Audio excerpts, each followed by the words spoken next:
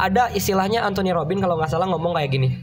Apa sih patah hati atau sakit itu membuat lu berenergi. Lu tuh kayak punya energi lain dari patah hati itu. Tinggal lu aja bikin energi itu jadi apa. Orang yang bunuh diri itu bukan berarti dia nggak punya energi. Dia punya energi, punya keberanian kok dong. Iya benar-benar. Cuman memang energi sama keberanian itu dialihkan ke hal yang negatif.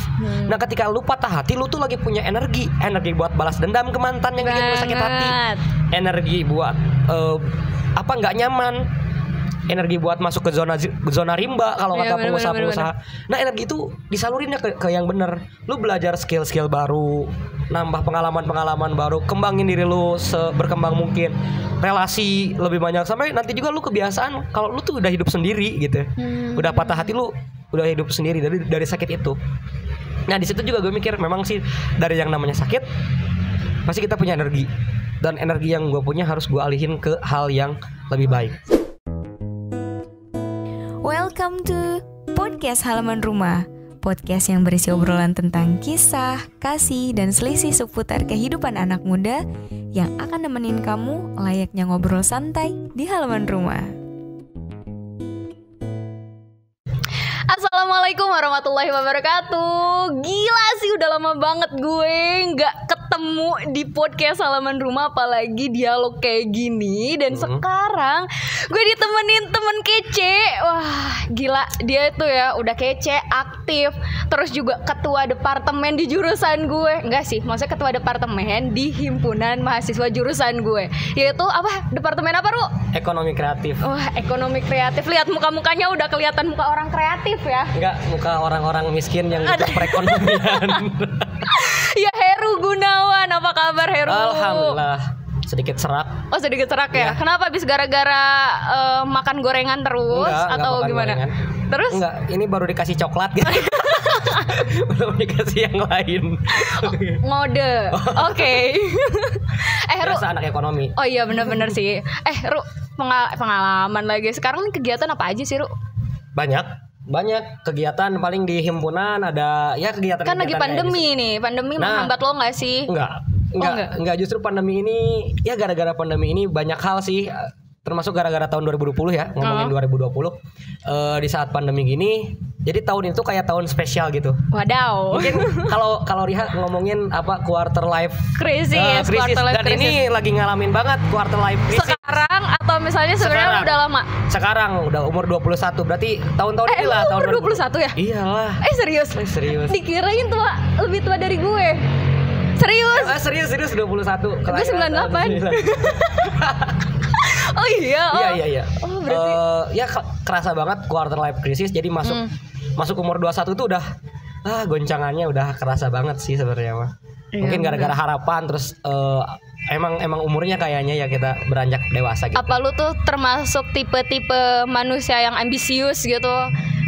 Ambisius, disebut ambisius enggak, tapi cuman kalau misalkan udah punya target ya pakem.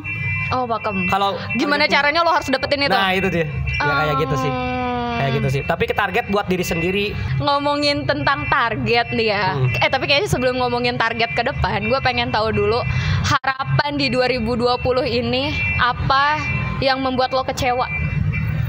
2020 yang bikin, jadi di 2020 itu sebenarnya nono banget.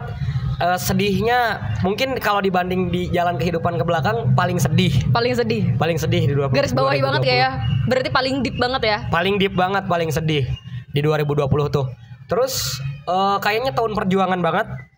Tahun perjuangan banget, perjuangan fisik, perjuangan mental. Terus kalau misalkan kecewa, ya bisa dibilang tahun 2020 ini ngerasain kecewa banget. Tapi beberapa harapan juga yang tadinya nggak disangka-sangka di tahun 2019 2020 bakal kayak gini, kerasa gitu. Ada kejadian apa tuh? Harapan-harapan di tahun 2019 untuk 2020 yang kejadian. Pengen apa sih, landing bisnis. Oh, landing bisnis. Landing bisnis. Ngelanding bisnis. Oh, nanti gitu. dulu. Oh, yang lain dulu. Iya dong, nanti dulu. Oh iya, landing bisnis di tahun 2020, terus punya penghasilan lah gitu. Untuk pribadi. Sebenarnya udah dari dulu sih, udah adalah dikit-dikit buat jajan. Cuman memang karena dulu itu kadang-kadang karena kita terlalu di zona nyaman, begitu mau keluar dari zona nyaman sedikit tuh kayak ketarik lagi tuh gue tuh. Gue ketarik lagi, terus ketarik lagi. Akhirnya nyobain bisnis gagal. Nah di tahun ini paling awet bisnisnya. Di bisnis paling awet, terus di berjuang paling istiqomah lah istilahnya. Kalau bahasa Islamnya mah ya. Iya benar. Istiqomah paling ajeg gitu. Paling ajeg. Dan gue denger nih ya kabarnya si Dewi Snake ini nih inspirasinya itu dari kepatah hatian. Bener gak sih? Jangan-jangan nama Dewi itu mantannya lagi. Enggak. Bukan. Oh enggak gitu. Tapi ini by the way ini gue makan loh. Aslinya enak. Lu mau cobain nggak? Nggak ah. Udah sering. Yang punya mas. Tapi ini serius enak. Kalau misalnya gue bilang ini tuh ya, nih. Ini kripcanya itu si asinnya tuh micinnya tuh nggak terlalu kerasa gitu sih menurut gue. Keren sih. Ini siapa sih yang bikin resepnya? Kakak. Gue sendiri nggak tahu tuh itunya masih resep rahasianya. Ada empuk-empuknya gitu jadi nggak semuanya keras. Nggak semua keras. Kan biasanya kadang-kadang kayak kerupuk yang belum digoreng ya. Keras gitu. Ada kayak kalau gitu. Ini ada empuk-empuknya. Iya itu empuk. Keren. Enak lah. Kayaknya gue harus minta resepnya. Atau enggak? Kagak itu lagi. Resep rahasia. lanjut tuh kan jadi ngomongin kripca. Apa sih kan ngomongin kripca kan ya? Oh iya. Terus? Jadi awalnya tuh Dewi Snake itu memang dari kepatah hatian. Jadi setelah patah hati itu ya, gue tuh pacaran tuh dulu sekitar 4,5 tahun lebih lah. Gila 4,5 tahun? 4,5 tahun lebih dan beberapa bulan lagi mau ke 5 tahun. Waktu itu mau enif dong. Nah itu ceritanya kayak gitu sih. Mau enif akhirnya ada goncangan gitu. Mungkin goncangan batin gue juga ya. Pengen istilahnya kan kita sebagai cowok pengen serius ya. Iyalah. Gak mau lah yang namanya hubungan apalagi udah 4,5 tahun terus main-main. Gila capek sih iya kalau capek misalnya. banget ya. Nah pas pengen serius ternyata pas hati udah oke, pengen serius nih. Minta izin ke orang tua buat serius, buat nyamperin ke orang tuanya itu dan lain sebagainya. Pisahnya karena ya ada mungkin dia ngomongnya bukan pihak ketiga tapi gue mikirnya sih pihak ketiga gitu. Ini kan dari sudut pandang lo ya, dari sudut pandang lo. Pihak ketiga, tapi terserah lah omongannya gimana, mau disebut pihak ketiga mau gimana itu terserah sih. Tapi gue mandangnya pihak ketiga. Akhirnya patah hati banget tuh. Iyalah. Patah hati banget. Lu kayak lagi masuk jurang gak sih kayak gitu tiba-tiba? Iya, itu. Tapi itu sebenarnya lu udah ada feeling gak sih kalau ada feelingnya itu dari bulan Januari sebenarnya. Bulan Januari dan ketahuannya kalau nggak salah bulan Juni ya. Juni gitu kalau nggak salah, nggak tahu Juni juga atau dong. Mei. Lumayan. Iya Mei ingat gua tanggal 24 Mei itu ketahuannya. Soalnya waktu itu tuh habis apa sih Lebaran tanggal berapa sih? Lebaran tanggal berapa? 24 Mei ya. Gak tahu gue. Kalau nggak salah Lebaran tanggal 24 Mei. Lupa. 1 Lebaran tahuan. Wadaw. Gimana tuh ceritanya? Gue kepo. Serius. Soalnya sampai akhirnya ada Dewi Snake ini. Nah, abis Lebaran itu teh di bulan Januari teh gue tuh kayak mungkin nungtut gitu, pengen dikenalin lah, pengen kan dia orang seberang gitu ya, pengen kesana, biarin gue ngumpulin uang dulu, terus pengen kesana berangkat. Tapi gue tuh kalau misalkan ada perencanaan jarang diomongin.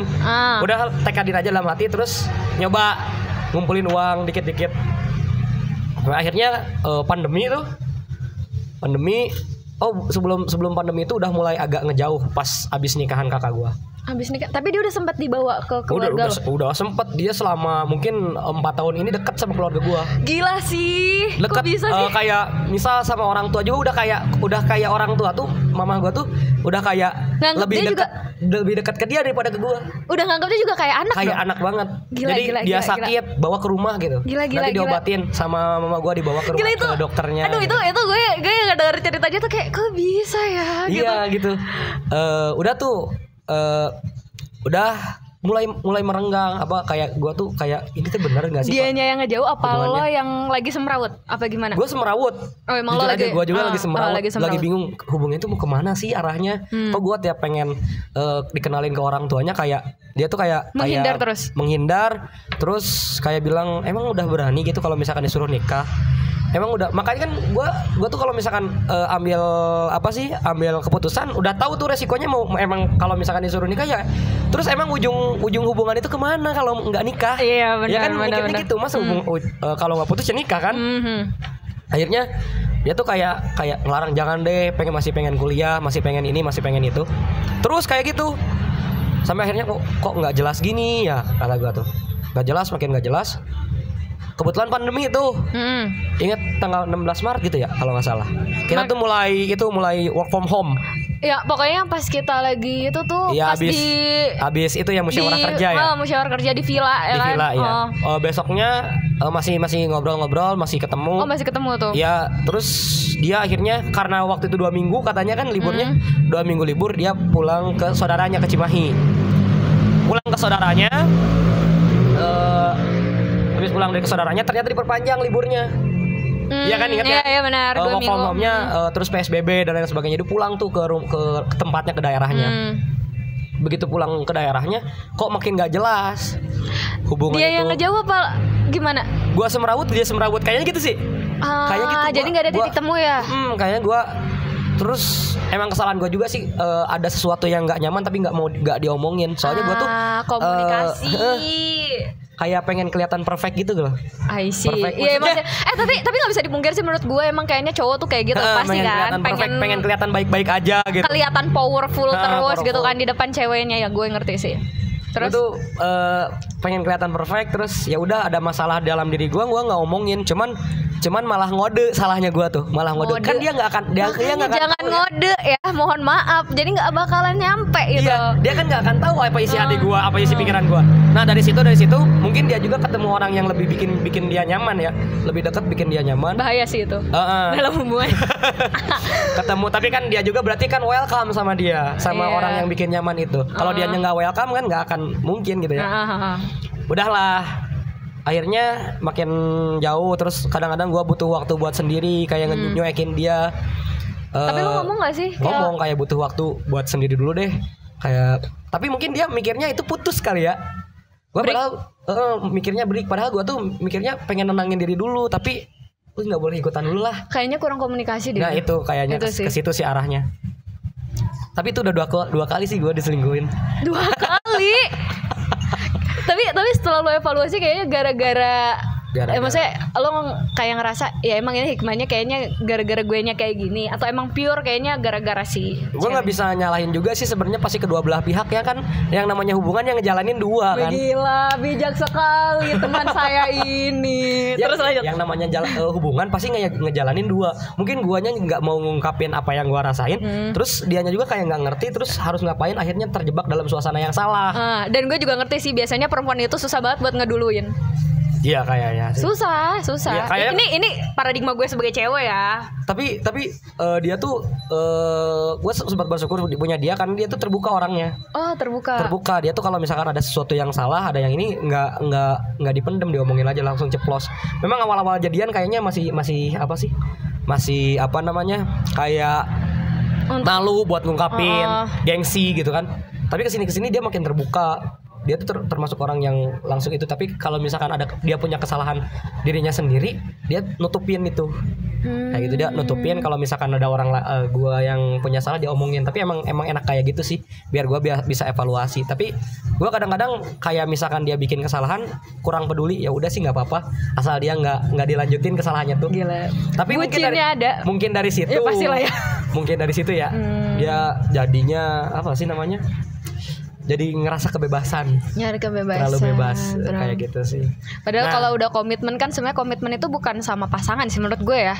Komitmen itu sebenarnya sama diri sendiri sih. Ketika kita emang udah memilih A, ya berarti kita bagaimana caranya komit yang menuntaskan sampai A itu selesai gitu. Menurut gue sih gitu. Iya. Kan gue juga sekarang mikirnya kayak gini. Kalau lu punya hubungan tuh jangan mikir buat merjuangin dia. Tapi mikir perjuangin perasaan lu yang bisa bikin lu bahagia. Kalau dengan adanya dia lu bahagia, perjuangin tuh kebahagiaan dalam diri lu. Nah itu bang. Bukan perjuangin dianya. Kalau misalkan mau merjuangin, mending berjuang bareng-bareng lah. Nah, kalau merjuangin kan berarti satu pihak ya. Nah itu. Yang diperjuangin itu bukan dianya, tapi hubungannya. Nah benar. Menurut gue saling lah tanpa harus berpaling. Asik. Itu keren sih. Ya. Bener kan. Lanjut terus sampai. Udahlah gitu sampai akhirnya di tanggal 25 itu, kalau 25 Mei gitu, gue tiba-tiba kok pengen buka IG dia ya. Gue tuh biasanya nggak sering stalking, walaupun dia nyimpen akun IG di itu gue ya, di HP gue. Gue tuh biasanya nggak pengen stalking, nggak pengen lihat dia chattingan sama siapa. Biasanya kurang tertarik. Soalnya menurut gue itu kayak nyari-nyari masalah, tau gak sih? Lu kayak lihat IG pasangan lu, lihat WhatsApp pasangan lu, ngecek apa pasangan lu buat dapetin apa sih? Malah jadi masalah kan? Malah jadi masalah kan, yang dicari itu kesalahan pasangan. Kalau misalkan dia selingkuh nggak ya? Yang dicari kan dia selingkuh enggaknya. Gila, itu berkutat dengan asumsinya sih. Iya. Dan itu bahaya banget. Iya bahaya, makanya gue tuh tiba-tiba kok pengen banget ya lihat IG-nya. Gue buka, masuk ke IG-nya, ada DM dong. Ada DM gitu, pas dilihat foto dia dibikin instastory sama cowok. Ceritanya kayak gitu. Foto dia dibikin instastory sama cowok. Gue cek tuh IG si cowoknya. Begitu dicek, kok dibikin highlight. Pakai love kayak gitu kan. Waduh. udah sakit gak tuh? Apa masih kayak ya, oke, gue mau cari tahu dulu. Iya, gitu. mau klarifikasi dulu lah. Nggak akan itu. Jangan-jangan kan kadang-kadang ada cowok yang nggak punya harga diri ya. Tahu nggak cowok yang nggak punya harga diri itu kayak cowok yang belum jadian, belum punya komitmen, tapi kayak ngejar-ngejar banget. Dan sampai dibikin instastory, sampai dibikin highlight. Kalau kata coach relationship yang gue ikutin, itu ngarep banget gitu. Kayak yang ngarep. Nah gue nanya, jangan-jangan cowok itu cuma ngefans doang, tapi cewek gue nggak ikut. Akhirnya gue nanya, wah, masih ada positive thinking, keren nih. Gue nanya, itu siapa? Ini dia bilang kakak kelas pas SD. Oh iya, pacar bukan? Bukan, tapi kok udah dibikin highlight kayak gitu, lope kayak gitu. Bukan. Gua masih. Tapi biasanya kan feeling kayak gitu kan. Ada feeling. Ya iyalah, lu mau 5 tahun, ya kali aja nggak. Ada feeling. Soalnya dulu juga dia kan pernah kayak gitu juga ya, pernah. Oh, ini kedua kalinya. Dulu masih ingat di tahun 2018 kali. Terus tahun 2020 kayaknya siklus 2 tahunan deh. Udah kayak apa aja dah. Terus habis itu ya udah gue tanyain tuh ke cowoknya, gue DM kayak gitu. Ini siapa? Pakai akun siapa nih? Pakai akun gue. Siapanya itu ya, nama pacar gue. Siapanya itu ya? Dia bilang saya pacarnya. Oh, udah jadian lama. Udah beberapa bulan yang lalu. Di situ baru kerasa sakit hatinya. Gitu ya. Kok dibohongin gitu. Kalau misalkan mau jujur, gue nggak akan sampai klarifikasi ke yang lain ya. Justru mengetahui kenyataan dari yang lain itu yang bikin sakit. Ya benar, gue jadi inget kejujuran itu menyakitkan sebentar, kebohongan itu menyakitkan selamanya. Ya, itu bener gak sih? Iya kan? Terus akhirnya gue klarifikasi, dia bilang kok pacar. Kok kamu nanyanya ke dia? Dia si ceweknya bilang gitu. Panik dong. Panik ya kan? Kok kamu nanyanya ke dia? Dia jujur aja, udah jadian belum? Udah katanya. Gini. Akhirnya gue di situ sakit hati banget. Sampai mungkin alay atau apa ya? Sampai kayak tidur takut. Depresi lah. Oh, lu sampai kena depresi? Sampai kena depresi, kayak tidur takut mimpiin dia. Soalnya memang abis itu malamnya memang sering mimpiin, mungkin karena kangen juga, pertama kangen, terus yang kedua sakit hati. Sebenarnya alam bawah sadar lo tuh, banget. Iya, alam bawah sadar lo tuh kan udah tentang dia gitu kan, lo juga udah capek, dan mungkin udah banyak batin entah apa yang lo tahan selama sama dia. Iya, kayak gitu. Ketawa. Biasanya kayak gitu. Tapi nggak bisa bilang dia buruk juga ya. Gue bersyukur aja gitu ya, berterima kasih juga sama dia. Karena dia udah mau ada di bagian hidup gua. Iya dong. Udah mau jadi bagian hidup gua, udah mau ngabisin waktu bareng gua gitu. Nggak ada istilahnya, jangan sampai kebaikan dia yang banyak itu terkubur sama kesalahan dia. Itu perlu banget diingat ya. Jadi maksudnya bukan konten masalah pacarannya. Tapi yang perlu diingat adalah dimana kita bakal tetap bisa melihat hal baik walaupun misalnya itu kita udah diberikan keburukan gitu, udah diberikan rasa sakit itu. Terus? Nah habis itu gue depresi berat, kayak 7 hari itu gak bisa tidur, terus nangis. Tapi orang tua lo tahu nggak sih? Tahu. Gue tuh tipe yang sama orang tua tuh bersahabat. Oh, terbuka kayak ketahuan. Dan asik orang tua, dong. Asik. Orang tua gue cuma bilang ya udah nggak apa-apa, sok waktunya nangis mah nangis aja. Jangan sampai kesedihan itu ditahan-tahan, nantinya jadi penyakit. Wadaw, mantap. Nah. Habis dari situ tuh gue mulai dikasih saran tuh sama kakak gue. Coba deh cari tahu dari YouTube, belajar caranya move on kayak gimana. Lah emang ada gitu kata gue. Akhirnya gue searching di YouTube nih, belajar. Soalnya nggak tahu caranya move on. Kalau misalkan diomongin move on itu beberapa tahun yang lalu berarti sebelum sama dia kan. 4,5 tahun yang lalu lah kira-kira usaha move on, dan nggak ada move on lagi setelah itu. Akhirnya cari di YouTube, ketemu tuh caranya move on. Katanya ini buat lu juga yang lagi move on. Katanya move on itu bukan tentang melupakan. Kan move itu artinya berpindah, beralih. Artinya lu beralih dari mikirin si ini ke mikirin hal-hal yang lain yang lebih penting di hidup lu. On kan sebenarnya ini banyak sih yang salah sih, banyak yang move salah on itu bukan ngelupain. Lu sampai sekarang juga mau berapa tahun udah putus sama dia juga pasti gak bisa ngelupain. Seenggaknya dia tuh udah remember ada, lah, bakal terus selalu teringat. Ada gitu udah ada di kehidupan lu dan udah ada di dalam memori lu. Memori, benar. Makanya move on itu bukan itu tapi mengalihkan perhatian. Akhirnya oke lah gue ikutin tuh kayak mengalihkan perhatian. Nah, mengalihkan perhatiannya kemana? Si coach relationship yang gue tonton ini di YouTube ini, dia bilang mengalihkan ke sesuatu yang positif, kembangkanlah diri, perbaiki diri. Akhirnya gue di situ tuh, lu mungkin tahu ya, gue sebelum putus itu kayak gimana, badan gendut. Iya benar.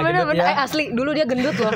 Serius, pas sampai gue ketemu lagi sama dia, gue sampai kaget. Nih anak kenapa patah hati atau gimana sampai kurus? Ternyata bener. Asli. Iya, sampai gendut.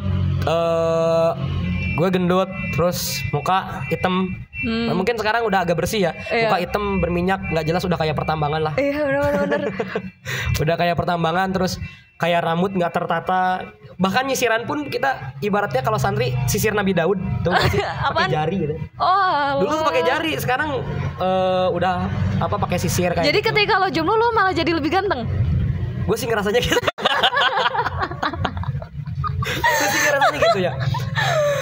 Nah akhirnya dari situ gue oke lah kita alihin perhatian ke yang lain. Sampai teman-teman gue tuh kayak simpati gitu ke gue, bilang Ru udah mau mulai new normal nih, yuk jalan kemana nih? Kata gue tuh ke gunung, naik tuh Gunung Puntang. Tapi kan hati gue kan belum sepenuhnya itu sehat, belum sepenuhnya sembuh.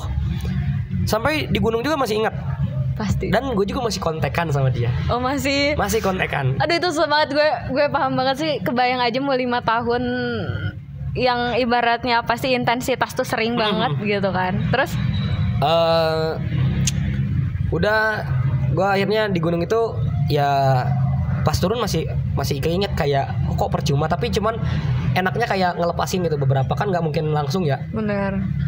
Di situ gue juga ikut kayak mandu podcast. Terus bikin YouTube. Bikin YouTube sampai yang isinya galau semua, bikin puisi-puisi kayak gitu. Sampai akhirnya YouTube-nya, gue berhenti YouTube di bulan Agustus. YouTube-nya sampai sekarang masih banyak yang nonton. Udah 711 gitu ya kalau nggak salah subscribernya. Keren ya nih anak, kalau misalnya patah hati malah justru lebih melambung. Patah hati terus mau nggak lu? Enggak.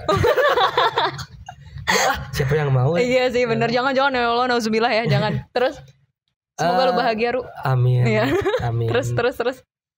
Abis itu gue nge-YouTube, terus bikin konten. Sampai akhirnya gue tuh kayaknya gue tuh pengen nikah deh. Karena sampai udah maksudnya udah nggak ada dia, emang udah dari dulu juga udah ada harapan pengen nikah. Oh, lu udah pengen nikah muda? Emang udah pengen nikah muda. Sebenarnya tapi kan nikah butuh biaya. Gue jangan sampai ada cewek yang ngeraguin gue gini. Misalkan gue ngajak nikah, dia bilang emang udah punya uang. Jangan sampai ada kayak gitu. Gue pengen punya penghasilan. Akhirnya emang sebelumnya kan gue sering bisnis tapi gagal, bisnis gagal. Dan tapi gue tuh kayak calo gitu. Bisnis gue gagal, tapi gue tuh sering ngajarin orang bisnis. Dan orang yang gue ajarin bisnis tuh kadang-kadang sukses. Keren sih bisnisnya. Gue pikir ini apa yang salah? Kayaknya zona nyaman deh. Sebenarnya gue mulai bisnis lagi, pikir bisnis apa ya. Gue tuh ada buku namanya Buka Langsung Laris. Ada seminar gitulah ngomongin masalah bisnis. Sampai akhirnya gue ikutin tuh step by stepnya. Gue ikutin. Nama mentor gue tuh sebenarnya kita belum pernah ketemu, tapi gue tuh penonton setianya dia. Namanya Jaya Setiabudi. Gue tuh ikutin semuanya YouTube-nya. Emang udah dari dulu, udah dari mungkin 3 tahun yang lalu gue udah semenjak keluar dari Alia, keluar dari pesantren, suka nonton dia. Dan emang lo tertarik banget sama dunia bisnis? Tertarik sih sebenarnya, emang latar belakangnya di keluarga gue semuanya pembisnis. Keluarga gue, bapak punya toko. Sekarang bisnis di peternakan, bidang peternakan. Sekarang telur ayam. Terus ayam. Ibu juga dari zaman gua masih TK, ibu udah jualan. Mungkin ibu tuh dari dulu ya, mama tuh dari kecilnya juga udah perih, udah kayak udah jualan dan lain sebagainya. Pokoknya jiwa bisnis tuh mengalir deras gitu. Maksudnya udahlah itu ikutinlah tata caranya. Emang mungkin dari kegagalan itu kita belajar kan. Benar, pasti. Nah sampai akhirnya kepikiran buat bikin sesuatu, buat mulai sesuatu bisnis. Di kepikiran itu akhirnya ada nih si Dewi Snack. Snack. Jadi Dewi Snack ini bukan nama mantan lo? Bukan. Oh bukan. Ini teknis sebenarnya, diceritain jangan ya? Teknis sedikit dong, ceritain dong. Dikit. Jadi gini, gue tuh pas mau mulai bisnis nggak punya modal. Modal nekat. Nggak punya modal, punya nekat. Perlu sih kadang nekat tuh. Modal ilmu. Udah punya ilmu bisnis gitu, udah kayak tahu gitu kalau mau mulai brand kayak gimana, harus kayak gimana. Akhirnya gue udah nggak punya modal. Gue bilang ke kakak gue, kan di Sunda ya. Pengen bisnis apa? Gue bilangin gini skema bisnisnya, kayak gini yang mulainya, nanti kayak gini. Oh, terus bisa bantu di bidang apa? Modalin lah. Nanti nama istrinya kakak. I see. Nah Dewi ini nama istrinya. Karena apa? Karena modalnya dari uang hasil pernikahan. Kan pernikahan tuh dapat amplop tuh, amplop angpau kayak gitu ya. Banyak orang yang ngasih. Akhirnya modalnya dari situ. Gue ya udah namain aja Dewi Snack. Biar gue yang ngurusin marketing sama lain sebagainya. Packagingnya segala macam, desain pokoknya semuanya. Desain terus nanti kayak advertising dan lain sebagainya tuh gue yang ngurus. Biar kakak gue modalin terus ngeracik aja gitu. Soalnya gue tuh tahu kalau dia tuh ke masalah bumbu-bumbu emang ahlinya. Kalau nge-mixing bumbu kayak gitu, terus bikin sambal juga dia enak banget walaupun cowok gitu ya. Oh jadi kakak lu cowok? Cowok, istrinya cewek. Iya tadi. Iya benar, istrinya cewek ya kali. Mau apa lu? Terus, nah itu udahlah bikin ikutin formula buka langsung laris itu, dan alhamdulillah di bulan pertama itu udah kejual. Pokoknya omset di bulan pertama itu udah buat sesuatu yang baru. Itu termasuk gede sih, online lagi, belum punya followers masih di bawah 100, tapi kita udah berhasil ngejual 200 pieces. Itu berarti omset lu bisa sampai berapa tuh? Sekitar 2 juta ya? 2 juta, 3 jutaan. 2 juta ya? Itu alhamdulillah banget sih menurut gue. Di bulan pertama. Di bulan pertama. Dan itu gara-gara buku apa? Buka langsung laris. No, buat teman-teman yang mungkin mau bisnis di era pandemi ini bisa mengikuti jejaknya Bapak Heru Gunawan. Iya. Ya kan? Iya tuh kayak gitu. Terus? Cuman kan ada istilahnya Anthony Robbins kalau nggak salah ngomong kayak gini. Apa sih, patah hati atau sakit itu membuat lu berenergi. Lu tuh kayak punya energi lain dari patah hati tuh. Tinggal lu aja bikin energi itu jadi apa. Orang yang bunuh diri itu bukan berarti dia nggak punya energi. Dia punya energi, punya keberanian kok dong. Iya benar-benar. Cuman memang energi sama keberanian itu dialihkan ke hal yang negatif. Nah ketika lu patah hati, lu tuh lagi punya energi buat balas dendam ke mantan yang bikin lu sakit hati. Energi buat nggak nyaman. Energi buat masuk ke zona rimba kalau kata pengusaha-pengusaha. Nah energi itu disalurinnya ke yang bener. Lu belajar skill-skill baru, nambah pengalaman baru, kembangin diri lu seberkembang mungkin, relasi lebih banyak, sampai nanti juga lu kebiasaan kalau lu tuh udah hidup sendiri gitu. Udah patah hati lu udah hidup sendiri dari sakit itu. Nah di situ juga gue mikir memang sih dari yang namanya sakit pasti kita punya energi, dan energi yang gue punya harus gue alihin ke hal yang lebih baik. Positif. Benar banget sih. Gitu. Berarti itu hikmah banget ya. Hikmah banget gak sih buat lo? Banget 3 tuh. Banget. Tapi buat lo yang emang bener-bener gak pernah ngerasain sampai sesakit itu, sebisa mungkin sih jangan dulu ngerasain sakit sampai jatuh dulu ke dalam jurang. Baru lo bakalan berpikir tentang hal-hal yang di masa depan, hal-hal yang ngebuat lo lebih baik. Jangan sampai kayak gitu sih. Ya kan? Iya. Jadi kayak misalnya perbandingannya tuh orang yang sakit aja dia bisa benar-benar bangkit gitu. Ya. Apalagi misalnya orang yang dia belum pernah merasakan hal seperti itu. Menurut gue sih kayak gitu ya. Harusnya powernya juga harus lebih powerful kayak gitu. Cuman emang sih kadang rasa sakit itu banyak banget ngajarin segala hal. Kalau ngomongin kayak orang-orang gede juga kan mereka kadang-kadang dari rasa sakit. Gue tuh baca gini, Abraham Lincoln kenapa dia jadi seorang yang tokoh Amerika, terus kayak jadi presiden tuh karena rasa sakit ke koloni, ke orang-orang Inggris katakanlah waktu itu ya. Terus Adolf Hitler? Iya kan sakit hati juga ya, dia jadi orang gede juga ya. Iya kan? Terus apa sih namanya, ada salah satu mentor yang gue sering tonton tuh video-video bisnisnya, Dewa Eka Prayoga. Dia bisa jadi pembisnis sukses gara-gara punya hutang 7 miliar. Iya itu sih, kan rasa sakit juga ya. Benar-benar. Rasa sakit juga. Jadi rasa sakit itu bisa datang dari mana aja. Mungkin lu dicemooh sama orang lain, jangan bikin lu makin insecure. Nah itu sih, itu permasalahan ya, malah jadi bikin insecure. Udah lu keluar aja dari zona nyaman lu, mumpung lu jadi punya energi gara-gara rasa sakit itu. Masalahnya itu nggak semua orang berani loh buat keluar dari zona nyaman, dan nggak semua orang tuh mau membuka diri untuk dia tuh terlepas dari zona nyaman. Menurut lo tuh gimana? Asli banget sih. Asli banget, banyak orang yang terjebak di zona nyaman. Sampai lo kayak ibaratnya kan mendobrak ya, itu mendobrak pintu lo supaya gue kayaknya harus keluar dari zona ini. Itu gimana? Pertama sih terpaksa tadi, gara-gara sakit hati kan. Akhirnya kayak ada yang ngedorong, lagi di zona nyaman, enak-enak tuh kayak ada yang plak. Jadi kayak gitu. terus nge-push lo dan lo tuh nggak bisa ke belakang gitu kan? Nggak bisa ke belakang, nggak bisa berhenti, nggak ada capeknya, nggak ada matinya. Dan tapi lo lelah nggak sih, capek nggak sih? Lelah capek itu biasa sih sebenarnya ya. Pasti sih, hidup ya namanya juga. Cuman gue nggak mikir lelah, itu mungkin bukan lelah, itu waktu istirahat aja. Dan itu energi buat lo. Energi. Istirahat lah bentar, terus ya udah lanjutin lagi, on the track lagi. Lagi. Terus emang kan lagi mahasiswa juga, guru ngaji juga kan. Tapi gimana ketika nih ya, kan ini udah mana lagi daring nih, kayak gue jadi menarik nih. Lo kuliah, lo daring, lo juga ikut organisasi, karena gue sama lo juga satu organisasi nih ya. Udah kayak gitu, lo bisnis juga, lo patah hati juga. Nah itu gimana tuh ketika lo bisa memanage semua itu, padahal ketika lo lagi patah hati, itu gimana? Lakuin aja yang lo mau sih. Gue sih lebih ke situ. Ya udah, apa yang lu mau lakuin aja, asal bikin happy tadi. Asal bikin happy. Mungkin terpaksa ya, tapi setelah itu gue yakin akan ada sesuatu yang happy. Mungkin lu ngerasain gitu, ngadain suatu acara ya di organisasi, terus acaranya sukses, happy gak sih? Iya benar. Apalagi waktu pas yang acara webinar ini yang sama Habib Jafar, mantap. Ini adalah moderatornya.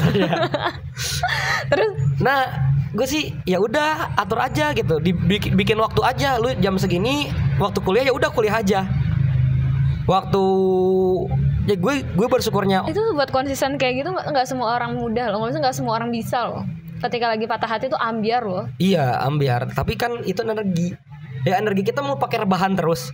Kan sayang ya. Iya berarti kan walaupun sepatah-patahnya masih dipakai otak ya, masih otak, dipakai ya, logikanya masih main gitu. Masih Jangan main. sampai ya patah hati tuh kasih energi, mungkin kesininya jadi energi positif atau energi negatif. Energi negatif tuh kayak kita ya tadi bunuh diri, atau misalkan kita punya energi tuh kencang tuh, energi, punya keyakinan, punya duit, berangkatlah ke dukun misalkan, pengen guna-guna si mantannya gitu ya. Bener-bener. Cuma gue nggak gitu.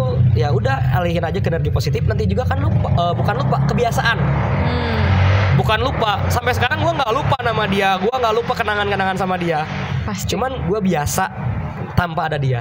Aduh, mata dia berbicara sekali. Gak bisa bohong, serius. Mata dia berbicara banget, masih tersimpan kenangan. Iya, nggak bisa dihapus. Nggak bisa. Walaupun tapi kalau gue bahas ini, lo nggak masalah kan? Nggak masalah, udah nggak masalah sih sebenarnya. Dulu pernah masih ngebahas ini, masih nangis, masih kayak keingetan. Soalnya kelihatan tahu matanya tuh berbicara banget. Kalau mata berbicara kayak gimana ya?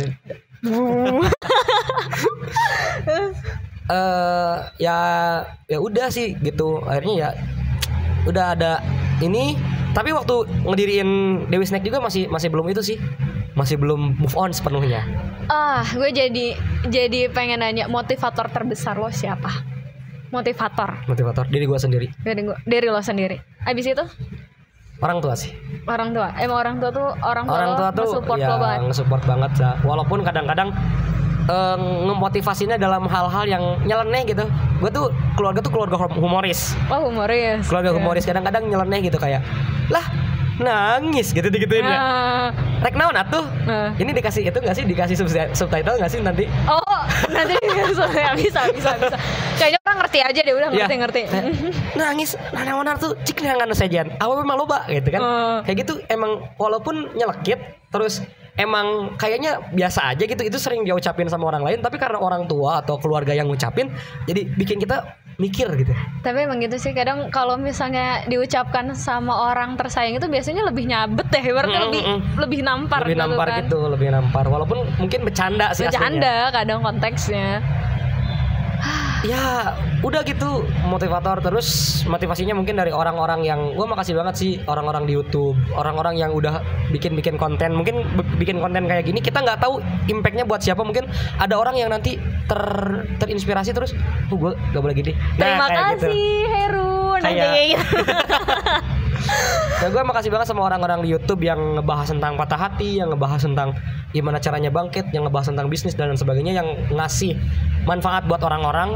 Mungkin ada hiburannya, yang ngasih hiburan dan sebagainya. Gue makasih banget.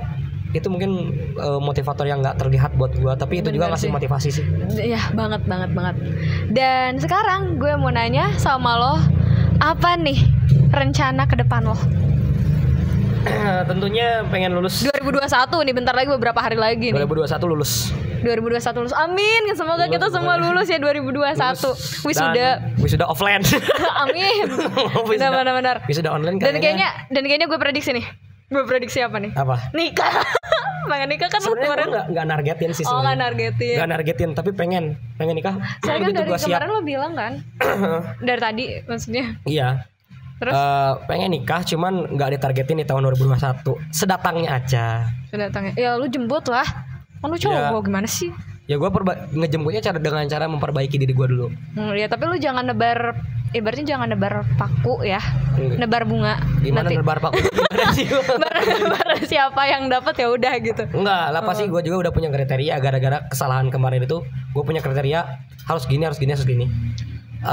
Ya gitulah pokoknya, jadi punya patokan.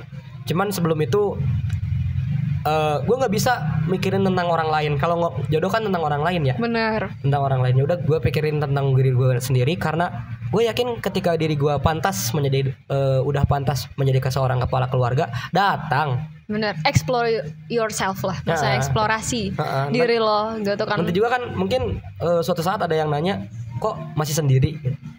Terus atau misalkan bapak-bapak nanya, kok masih sendiri? Ya udah sama anaknya misalkan kayak gitu kan.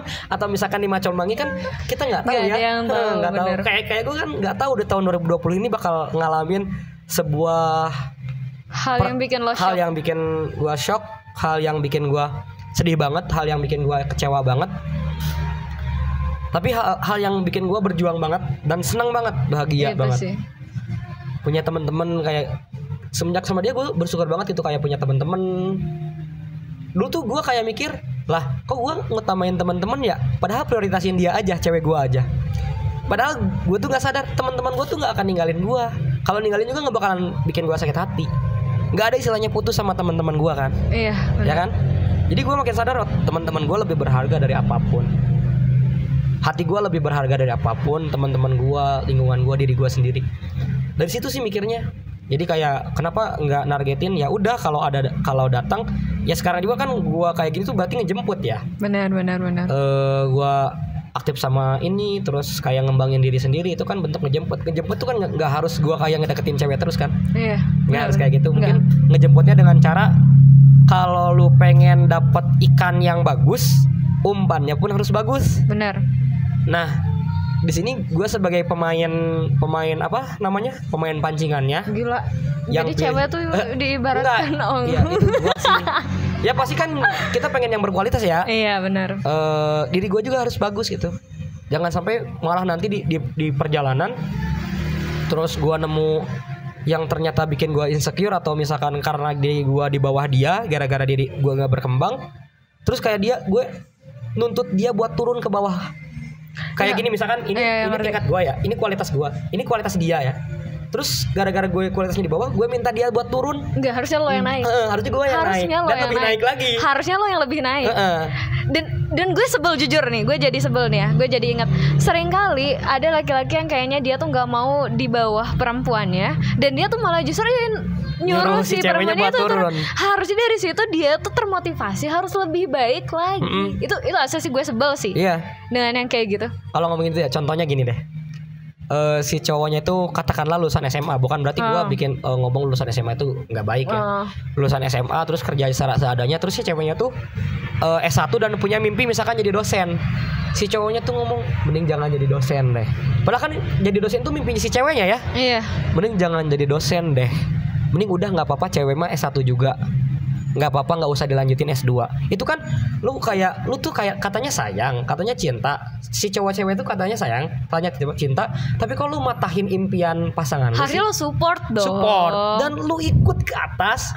Dan bahkan harusnya lo lebih. Dan lo harusnya ngebuktiin sebagai laki-laki, bukan malah lo jadi jatuh. Iya, kayak dan misalkan ya udah kalau jatuh kamu lo.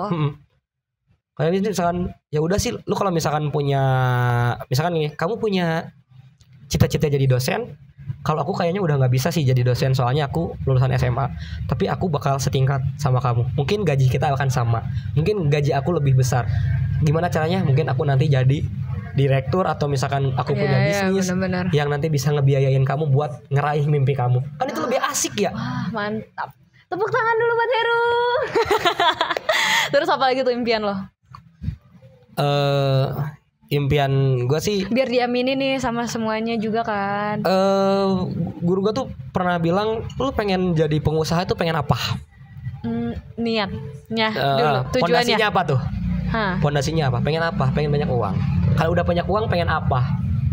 Ya kan? Pengen kelihatan kaya sama orang lain. Habis itu pengen apa? Nggak ada manfaatnya. Nah gue pengen jadi orang kaya. Doain ya. Amin ya Allah. Pengen jadi orang kaya raya, tapi pengen nebar manfaat. Amin ya Allah. Sama orang banyak. Kalau misalkan gue orang berkecukupan, ya udah cukup buat gue aja. Tapi gue pengen buat nyukupin orang lain juga. Amin ya Allah. Semoga semakin banyak ya orang-orang seperti ini. Kayak misalkan kan kita kayak pengen ngediriin pondok tahfidz misalkan, kita kan butuh uang. Iya benar. Nggak mungkin kita cuma cari tanah terus kita bikin bata satu-satu. Nggak, kan kita butuh uang ya buat beli batanya, buat beli pasirnya. Mungkin nanti juga buat biayain orang yang sekolah di situnya. Jadi biar mereka nggak usah ngeluar biaya, biar kita gitu. Kalau kita kaya, apa sih yang susah buat kita? Gila sih, dikirain gue nih, sebelum itu kirain gue lo tuh termasuk orang yang pemikirannya tuh untung rugi loh. Kirain gue, karena misalnya kan biasanya kayak orang-orang yang jualan atau kayak gimana kayak gitu. Jadi, dan gue baru pas ngobrol kayak gini ke dia, gue baru tahu ternyata Masya Allah sekali anak ini. Ngomongin untung rugi, sebenarnya kita harus ya mikirin untung rugi. Cuman kalau urusannya udah sama Allah, nggak ada yang rugi. Gue bangga jadi anak yatim. Ya mungkin karena kayak gitu juga ya, nggak akan ada yang rugi. Terus angka cukup kita apa sih gitu? Kalau kita numpuk uang, punya sport card lebih dari 5, lebih dari 10. Kalau itu emang buat diri lu sendiri bahagia, ya udah nggak apa-apa. Tapi kan nggak mungkin setiap hari dipakai. Mungkin satu yang dipakai, yang kepake, nggak mungkin setiap hari juga ganti. Jadi ya udah, gue tentuin tuh angka cukup gue yang penting saat ini cukup buat nabung, buat beli rumah, buat beli mobil. Udah nggak apa-apa, cukup gitu. Cukup buat beli mobil, terus buat nikah nanti. Pengennya nikah tanpa uang orang tua sedikit pun. Bener, amin. Tapi pengen, gue tuh karena nikah itu kan sekali kali ya. Sekali ya. Kan sekali kali ya. Kan ya. Oh iya benar. Sekali seumur hidup. Emang lu impiannya mau berapa kali? Sekali sih. Oh sekali. Sekali sih. Tapi kalau misalkan nambah ya. Anger. Terus? Sekali. Jadi pengen berkesan banget, berkesan buat gua, berkesan buat keluarga, berkesan buat pasangan gua nantinya. Ya dari gua dan gue yakin itu ya harus kaya. Bener sih. Yang penting do the best dulu sih. Iya. Do the best, benar. Do the best dulu. Nah, ngomongin do the best, gua tuh sebenarnya orang yang kurang setuju sama apa sih yang jadi diri lu sendiri aja gitu, apa sih? Be yourself. Gue tuh kurang setuju sama Kalo be yourself. Kalau misalnya menurut gue, be the best yourself. Nah itu ya, be the best yourself. Be the best itu, jangan sampai lu pakem aja. Udah gini gue adanya, padahal lu masih bisa meningkatkan diri lu. Kadang-kadang manusia itu menyerah duluan padahal dia belum optimal. Itu. Usahanya belum optimal, dia belum ngerasain yang namanya capek. Dia belum tidur. Iya, dan dia belum ngerasain pikiran dia semrawut dengan keadaan yang kayak gitu. Tapi dia udah bilang udah cukup. Iya. Dan itu bikin gue greget. Bikin greget sih. Buat kita yang pengen nembus terus batasan-batasan kita ya, break the limit. Break the limit.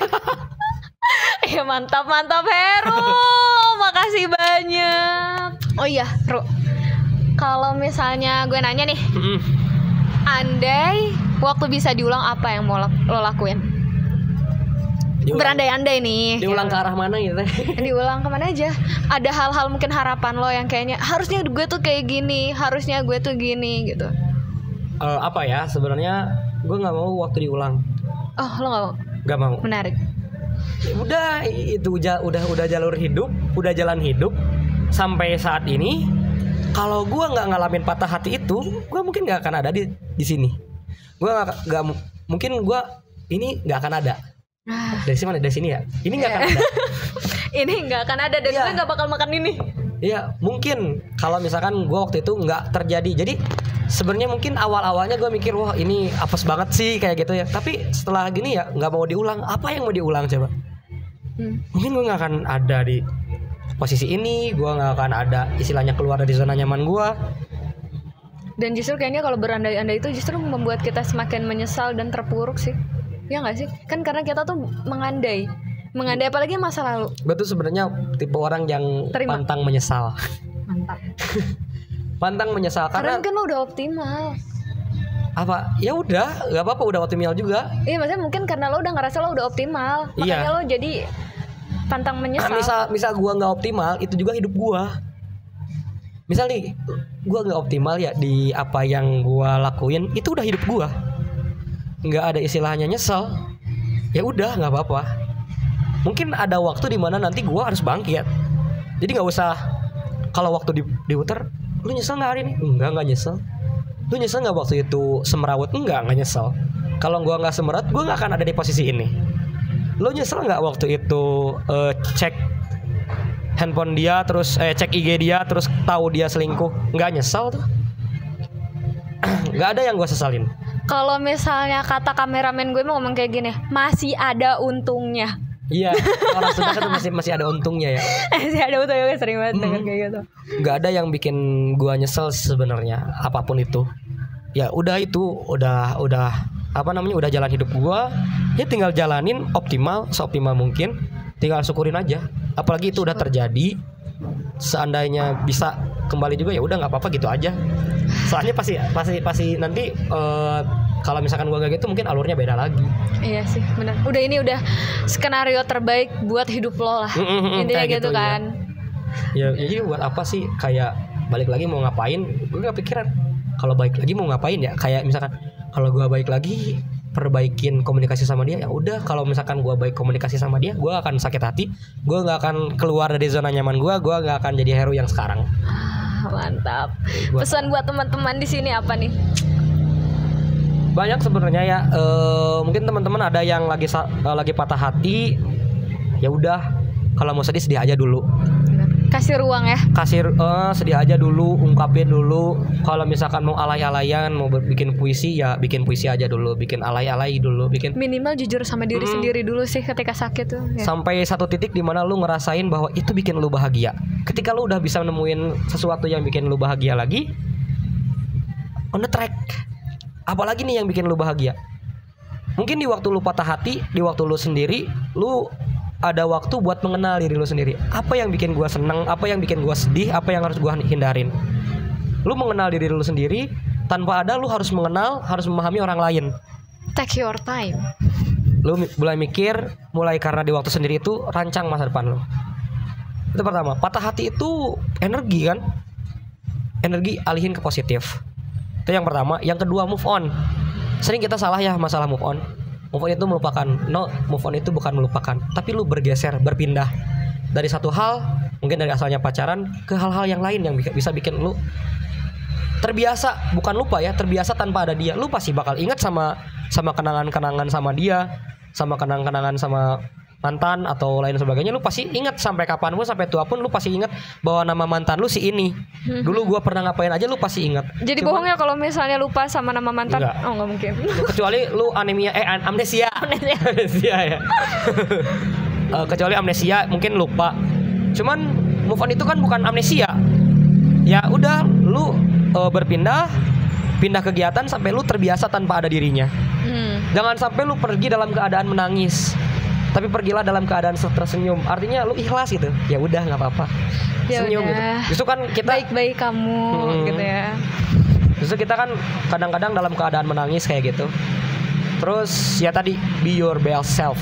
Ya jadi be the best yourself. Be the best yourself. Pokoknya itulah. Jadi sisi terbaik dalam diri lu, jangan sampai lu berhenti di zona nyaman, terus begitu nyaman tembus lagi zona yang lain, begitu nyaman tembus lagi zona yang lain. Semangat, Iya. mantap. Oh iya, kalau misalnya mau beli ini gimana Heru? Kita punya reseller, punya juga agen. Boleh ke agen, boleh ke reseller kita, atau bisa langsung ke @dewisnack.id Instagram. .id. Dan ini bener, aku nggak bohong, ini enak. Iya, enak pasti sih. Gua nyoba punya gua sendiri. Itu udah ada ini daun jeruk. Oke, segitu aja mungkin dari gue Aisyah Hadatul dan Heru Gunawan di podcast Halaman Rumah. Wassalamualaikum warahmatullahi wabarakatuh.